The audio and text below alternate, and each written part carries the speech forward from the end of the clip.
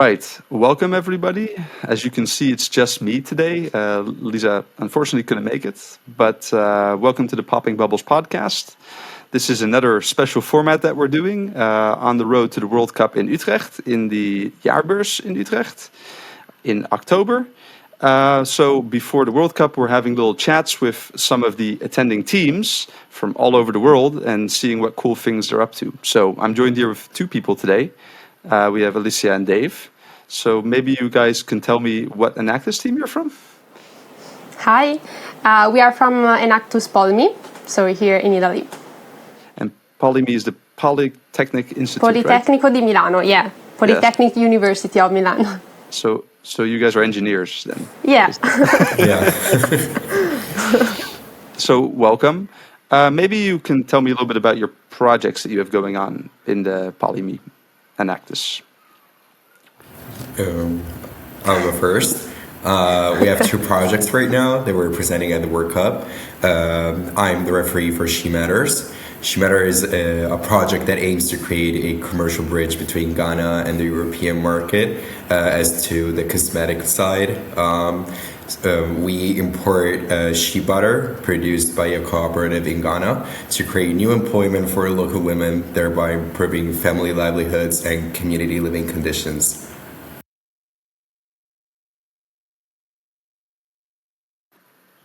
That sounds really cool. Sorry, I was on mute too. That's really cool. I looked up your project. It's really ambitious, I think. Right? Thank you. Yeah, it is pretty ambitious because one of the main challenges I would say is like the cultural or language barrier. That doesn't make it really easy for us, but we try as much as we can, and we are actually getting really good results so far. Okay, so how did you come up with this project? Like, what instigated this project? How long has it been going on? Let me start with that one. It's been 3 years now, I would say roughly.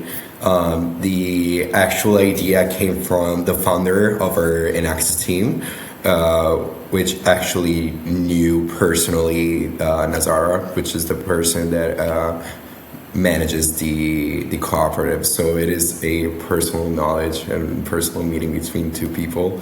And after that, he just got the idea and thought about helping that community, and everything started. Cool. And 3 years down the line, it's still going on. So that's great, right? Yeah. We're very proud, very, very proud. We even got to go in Ghana, two of our team members. So to see the project go on, it is really a moment of pride for us. Sorry. That's cool. And Alicia, you are part of a different project? I am the project manager of Oyster to Life. And with me, there's another project manager who is Isabel. And basically what we want to do in Oyster to Life is to give a second life to the actually discarded oyster shells, because we want to take them from what they are called the shellfish purification centers, which basically represents the middle step between the final customer and the oyster farmers. And they have a huge amount of discarded oyster shells.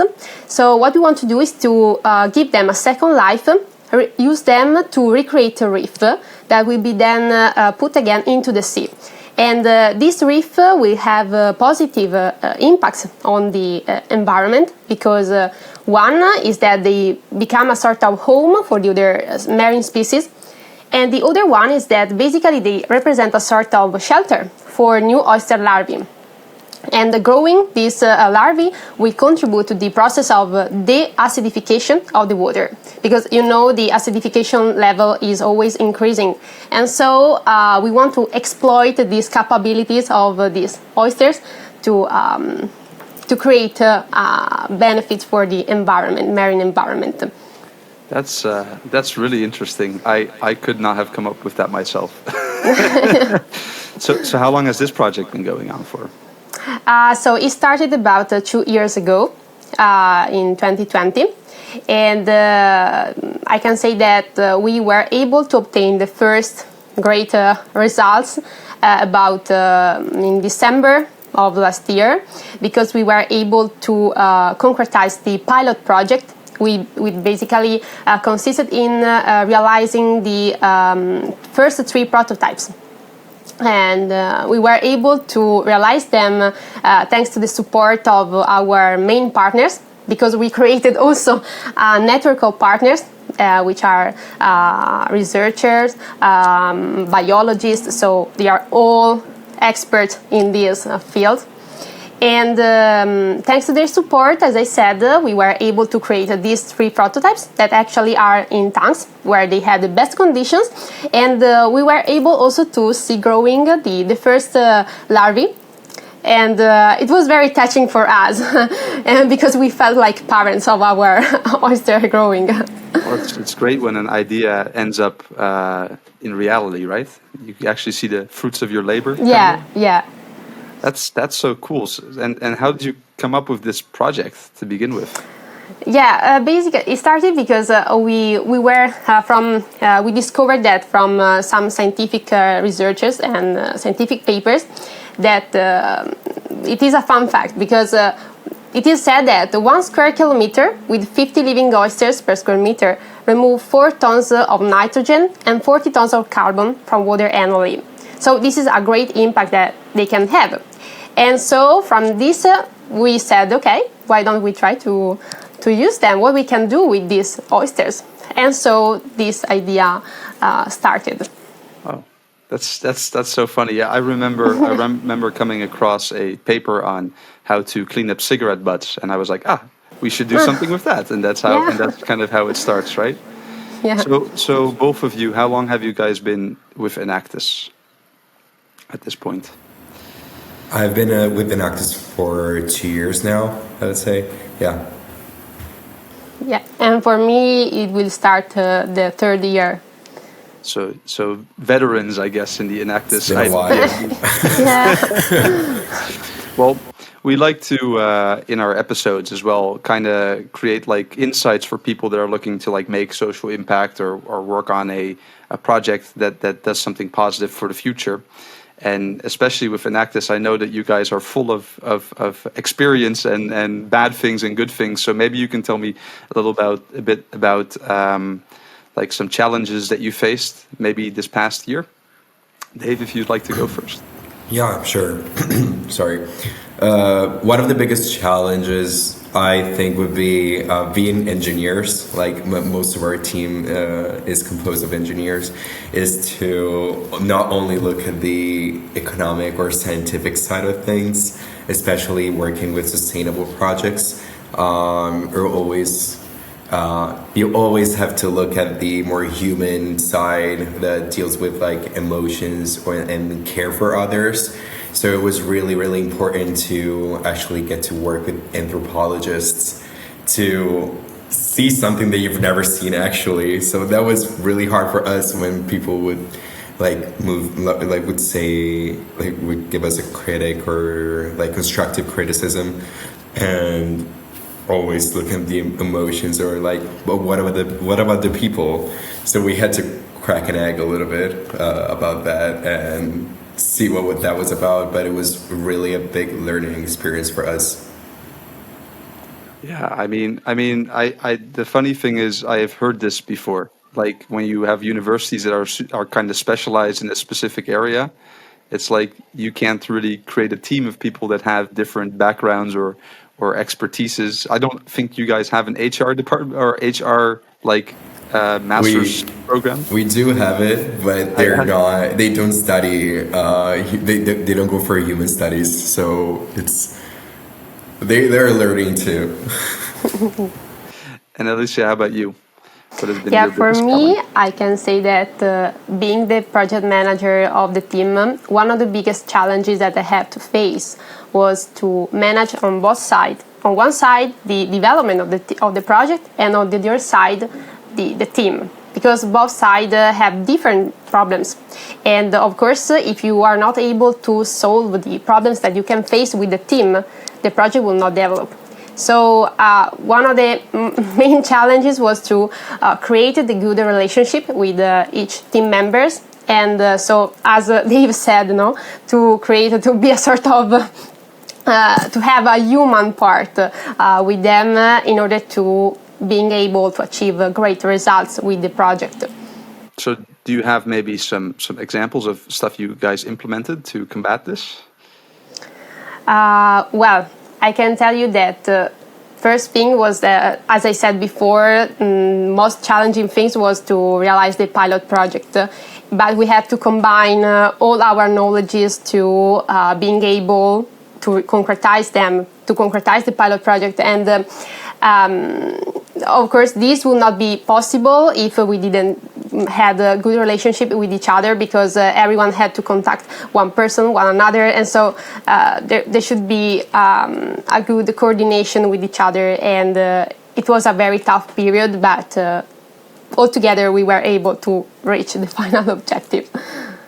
So if you do something, if you could start over again, and what would you have done differently this time around? That's a great question. Yeah, That's actually a great question. Reflection is great. I mean, this is like, I guess it's the same question would be like, if you could do it, what would you advise starting Enactus students from all over the world, from different projects that are just getting started? What would you advise them to do immediately to ensure that their project has a good, successful start? I think it goes along the same lines as before. I think the biggest advice, especially creating a sustainable project, is that entrepreneurship cannot be separated from the concept of the environmental and social sustainability side.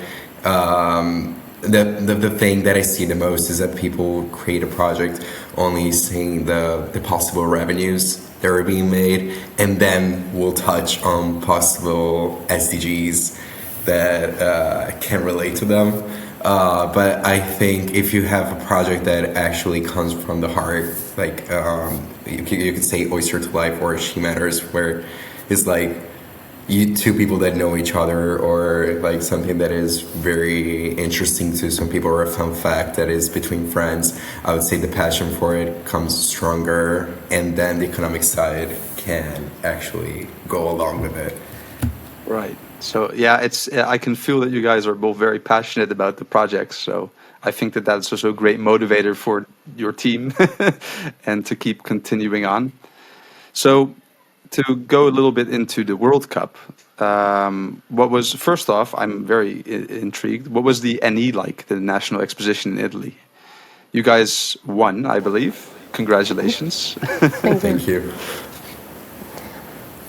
Alessia, if you want to go. Okay. Yeah, we won for the second time in a row, and it was unexpected, I have to be honest, because we really worked a lot, and the period before the national competition was a very tough period.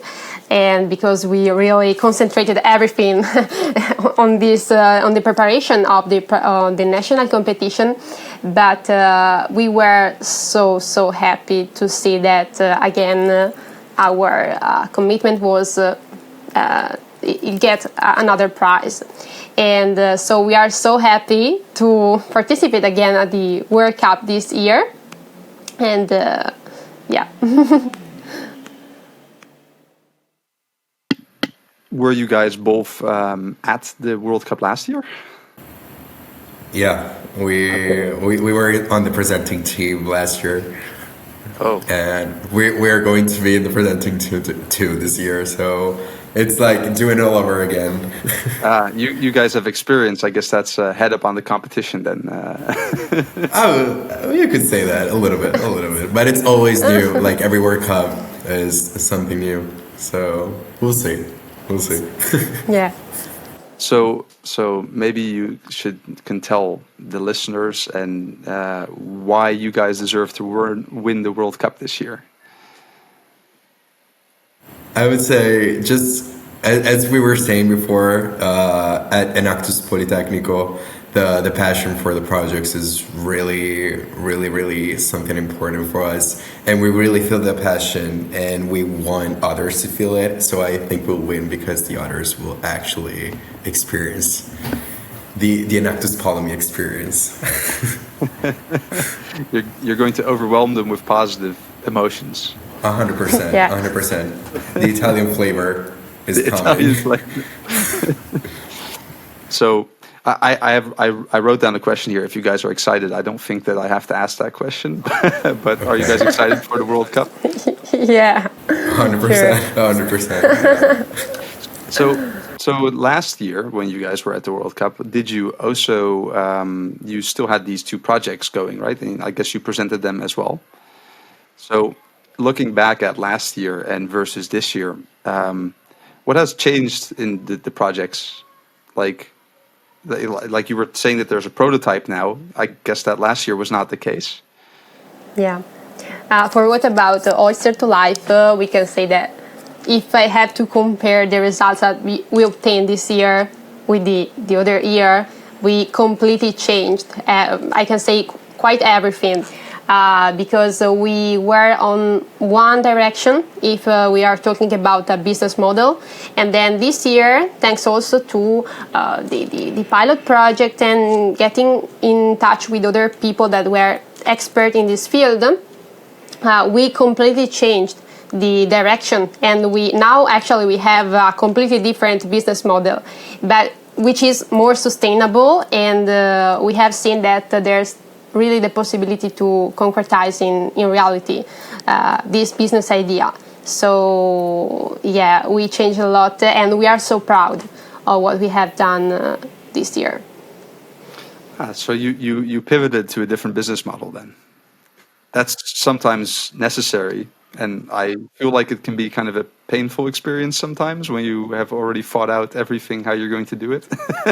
No, yeah, I think that it's part of your growing development and path. No, it is part of also when you are a student. It is okay if you make mistakes, if you are not going on the right direction, but you are there for learning. And this is Enactus. You are there for learning, and I think it's one of the greatest things. Do you agree, Dave? I do agree. I do.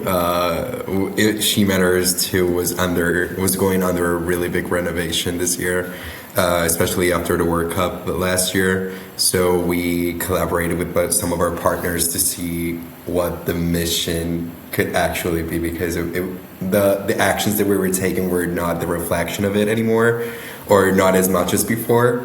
So we rewrote the mission, and we saw and rewrote all the partnership that we had, just to make sure that everything was reflecting the new perspective that we had. And I would say, just as Alessia said, the biggest lesson in Enactus is, like, everything you do, even if you changed, or even if you change something or you tweak things in a project, not everything is lost. What was done before, it is something that you carry with yourself for the rest of your life. It's something that you learn, and is always part of the luggage that you bring on with you. That's nicely said. Well said. I totally agree. I mean, I think it doesn't matter what country you're in.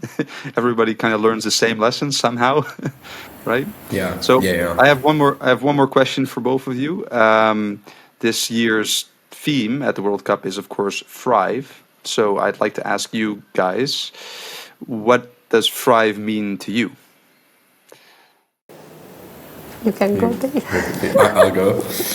Yeah. Thrive. I like the word, first of all. I would say, bringing it back to our team at Enactus PoliMi, we believe that thriving could be not giving the results to someone, I would think, and giving it and just give what you can get, but give you the tools to actually get those results by yourself. And it's just something that Enactus teaches you. You just don't work for someone. You actually work for yourself and your teammates, and you get the result from yourself. Getting those tools from yourself. So I would say that really makes you thrive, because once you get those tools, you can do whatever you want afterwards. Alicia, do you agree? Do you have maybe Yeah, something I you want to add totally to that? agree.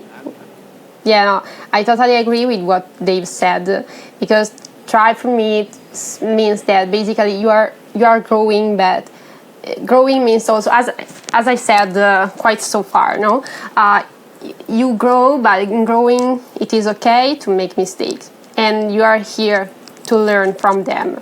So it is part of your path, and this will help you to grow and to reach the final results and the final objectives.